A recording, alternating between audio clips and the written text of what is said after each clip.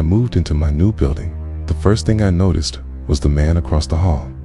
He stood in his doorway every morning, not inside, not outside, just standing in the frame, perfectly still, hands at his sides, eyes unfocused, like he was waiting for something. The first few days, I thought he was just weird, maybe lonely, maybe bored, but he never moved. Not when people walked past, not when the elevator dinged, not when I waved. He just stared straight ahead. One night, around 11 p.m., I came home late. The hallway was dark, except for the emergency lights, okay, and he was still there. Same position, same blank stare. I whispered, "Hello?"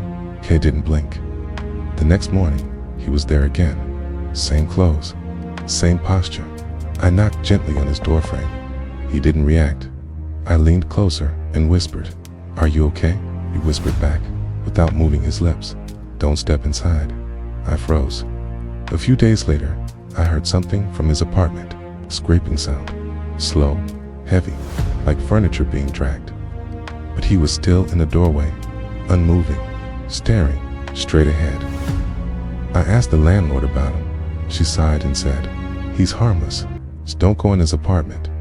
When I asked why, she said, "Because the last tenant didn't come out." That night, I woke up to the sound of footsteps in the hallway, slow, barely dragging.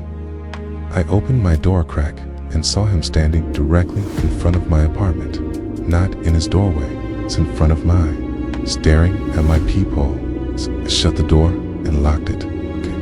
The next morning, he was back in his doorway like nothing happened. A few days later, I came home early and saw something that made my stomach drop. His apartment door was wide open. The inside was pitch black. He wasn't in the doorway. He wasn't anywhere. I stepped closer, calling his name. The darkness inside seemed too deep, like the room was bigger than it should be. Then I heard it, a whisper from inside, "Don't step in." I backed away slowly.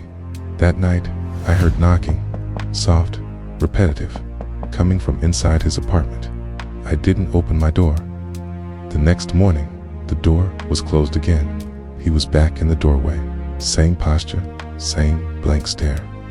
I moved out that week, but last night, in my new building, I walked past an empty apartment.